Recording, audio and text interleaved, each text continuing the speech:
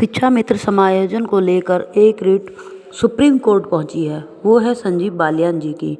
तो हमने इसमें जानना चाहा संजीव बालियान जी की टीम से ही, एक बहन जी हैं, उनसे फ़ोन पर वार्ता की, जिसकी हम रिकॉर्डिंग आपको अभी आगे सुनवाएंगे।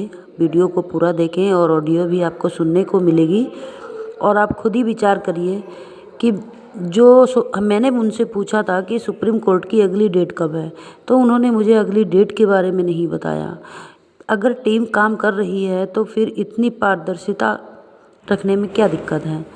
जो सवाल किए जाए उसको बताना चाहिए। हमें टीम से भी जोड़ना चाह रहे हैं लेकिन बताना भी नहीं चाह रहे हैं, तो ऐसे केस कैसे लड़ पाएंगे? तो कुछ गोपनीयता कुछ बना के रखे, लेकिन कुछ बातें जो हम पूछ रहे हैं कि सुनवाई कब है, तो हमें सुनवाई के बारे में नहीं बताया, बल्कि सहयोग के बारे में हमसे लगातार कह रही हैं कि आप हमारी टीम से जुड़िए, हमें सहयोग करिए। सहयोग भी तो तभी किया जाएगा जब अगली डेट के बारे में पता चलेगा। तो आप लोग देखिए, पूरी ऑडियो सुनिए आप लोग। मैम, ये जानना चाह रहे थे कि जो कल ये सुनवाई हुई है सुप्रीम कोर्ट में, इसके बारे में कुछ आप बताइए हमें। मैम, जितनी मैंने सूचना डाली बिल्कुल बिल्कुल रियल है। जी बिल्कुल रियल है। हम 3 साल से बालियान जी के साथ में हैं। मैं तो प्रयागराज से हूँ जी और 3 साल से उनके केस में पैरवी से हूँ। हाँ, प्रॉपर चेन्नई से यहाँ इलाहाबाद में खुद जाती थी उनके साथ। ये तो हम जानते हैं, आप जितेंद्र भारती वाले में भी एक्टिव हैं, लेकिन हाँ, वो उसमें भी मैंने काफी सहयोग कराया और उसमें भी मैं 1 साल 1.5 साल से उनके साथ हूँ। जी हाँ, तो कुछ बताइए आप। ये संजीव बालियान वाली ही रेट है ना? हाँ, संजीव बालियान जी की रेट है बहन। और ये हमारे साथ गलत साक्ष्य लगा के सरकार ने जो किया, आज तक कोई चैलेंज नहीं किया। चैलेंज तो हमारा संगठन को करना चाहिए। जी हाँ, ये तो है। अब चैलेंज तो कभी कभी सही लड़ाई संगठन लड़ा ही नहीं। अब तो संगठन बिल्कुल नाम मात्र का अपने पद प्रतिष्ठा के लिए परेशान है, बस बाकी कुछ नहीं है। हाँ बिल्कुल, ये तो मानेंगे। वो तो और पैरवी के चक्कर में लगे हैं, लेकिन कोर्ट वाले मैटर में वो नहीं मिलते। अरे अब बहन, जब हित है तो उनको दोनों तरफ देखिए। आज तक आदमी अपना बीमारी हुई या परेशानी हुई, दोनों तरफ दौड़ता है। जी दोनों तरफ दवा दुआ दोनों करता है। ये तो बिल्कुल वर्जित कर दिया, किसी को जाने नहीं दे रहा, किसी को सहयोग तक करने के लिए। मेरे यहाँ तो मना कर रहा। मुझसे तो काफी बातचीत हुई है। जितेंद्र भारती के सहयोग में जी मना कर रहे थे, सहयोग नहीं करने दे रहे थे। जी बताइए, तब जिला अध्यक्ष से मुझसे डायरेक्ट बात हुई। मैंने कहा भाई अध्यक्ष जी, आप शिक्षा मित्र के हित के लिए, उनके मान सम्मान संरक्षित के लिए संगठन बनता है। हम आपके साथ कंधे से कंधा मिलाकर 8 साल रहे। जो आप कहें हम वो करें, आगे भी हम करेंगे। लेकिन जितेंद्र भारती वो भी एक शिक्षा मित्र है, 2 साल से केस लड़ रहा है। मैं उसके साथ गोपनीय तरीके से 1-1.5 साल से रही। आज जरूरत पड़ी है परिवार की, तो मैंने जनपद में ये सूचना, आह्वान और गुहार लगाई।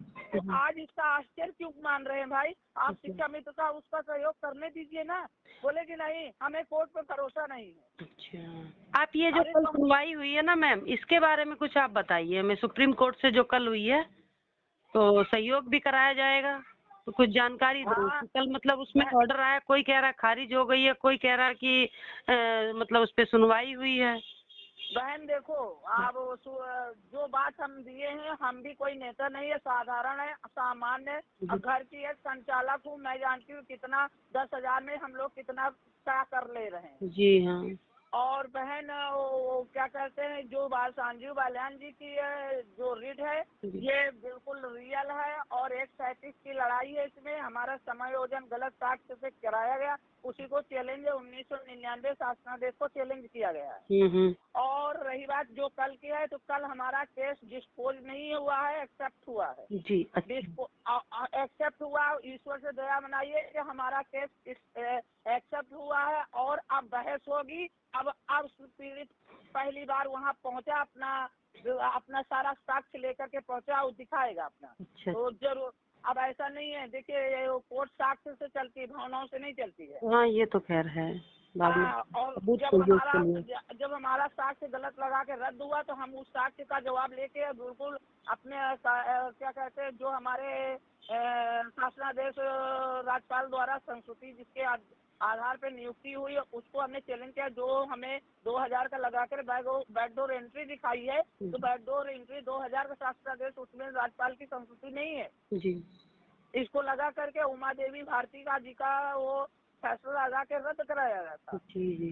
अब तो उमा देवी भारती जी का फैसला भी सुप्रीम कोर्ट रद्द कर दिया 20 जनवरी 2024 को। जी बहन सबसे बड़ा ब्रह्मास्त्र हम लोगों का ये मिला, लेकिन अब चैलेंज कौन दे? चैलेंज तो हमारे संगठन को करना चाहिए। जी बिल्कुल करना चाहिए, उनको सहयोग भी करना चाहिए। अरे सहयोग की तो बात छोड़ो, सहयोग तो हर बार आम शिक्षा मित्र दे रहा है, तभी आज संगठन बना है। जी हाँ। जिस दिन आम शिक्षा मित्र नहीं देगा उस दिन सब खत्म हो जाएगा। और रही बात है हमारे हित के लिए संगठन है, संगठन को जाना चाहिए। हम लोग भी तो यही चाह रहे हैं, लेकिन हम जो आम शिक्षा मित्र चाह रहा है लेकिन उसको नहीं पकड़ रहे हैं, बस उनको जबरदस्ती हाँक रहे हैं, चुप रहिए चुप रहिए। हमने कहा आज तक सरकार की कोई खिलाफत हमको नहीं की, जहाँ आप कहें कहाँ हम लोग खड़े रहे, लेकिन आज सरकार क्यों अब खिलाफ है ये आप लोग समझे ना।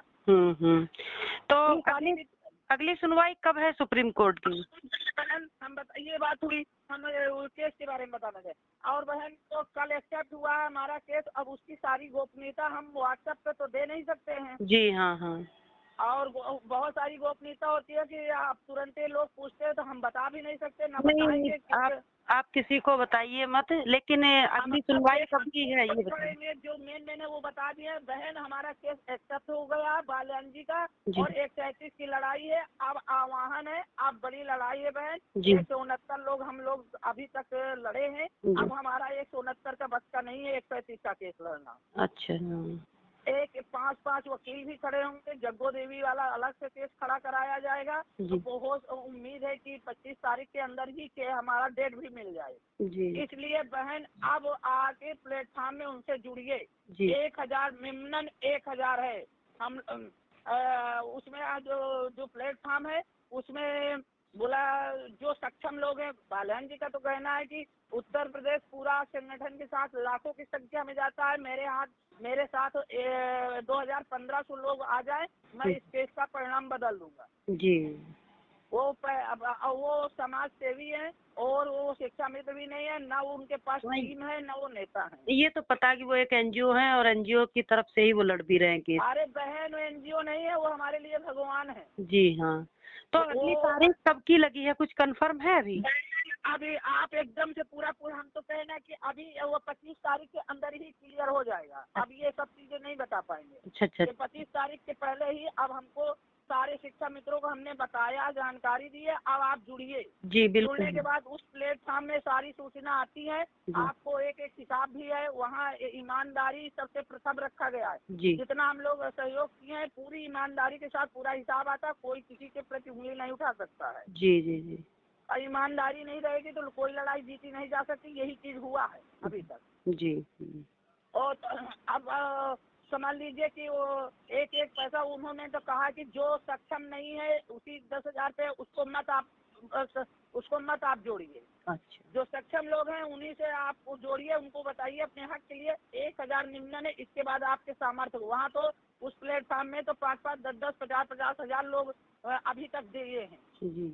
लेकिन अब 1 की 2 की लड़ाई से पैसा तो उससे तो लड़ा नहीं जा सकता। बिल्कुल ये सहयोग भी चाहिए है भाई, बिना सहयोग के तो लड़ाई नहीं लड़ी जा सकती। और सभी शिक्षा मित्रों को आना चाहिए इसमें। उस प्लेटफॉर्म में 1000 देकर जुड़िए। जी। 1000 अब उन्हीं लोगों को जोड़ा जाएगा जो पहले अनुदान, वो बार कोड है, आप 1000 का अनुदान दीजिए, फालतू लोगों को नहीं जोड़ा गया हो। ठीक है। अच्छा।